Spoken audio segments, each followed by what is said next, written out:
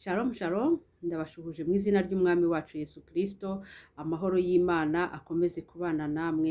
Nizere ko mumeze neza, nizere ko muri amahoro, nizere ko mukomereye mu mwami Yesu. Yesu nashimwe kandi Yesu wacu nahabwe icyubahiro. Ijambo ry'uyu munsi turarisanga mu gutegekwa kwa kabiri, ibice 31 umurongo wa 6. Haravuze ngo mukomere mushikame ntimubatinye, ntimubakukire imitima, kuko Uwiteka Imana yawe ubwayo izakujya imbere, ntizagusiga, ntizaguhana. Amina. Yesu nashimwe kandi Yesu wacu nahabwe icyubahiro.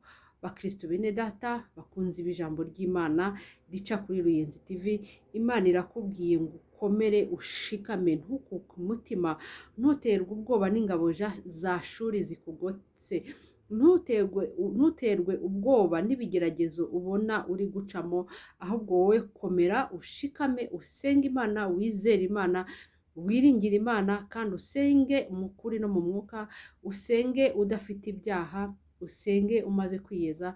Ni ukuri Imana irakubwiye ngo ntukuke umutima. Haleluya.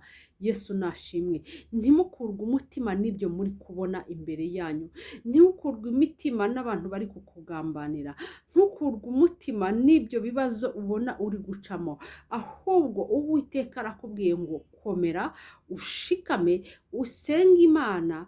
Hanyuma numara gusenga Imana ugire kwizera. Burya gusenga kudafite kwizera nako nta mumaro kuba gufite.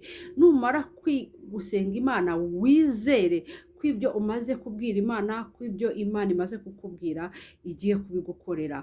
Shalom shalom, ndabakunda cyane ndetse n'Imana irabakunda. Amina.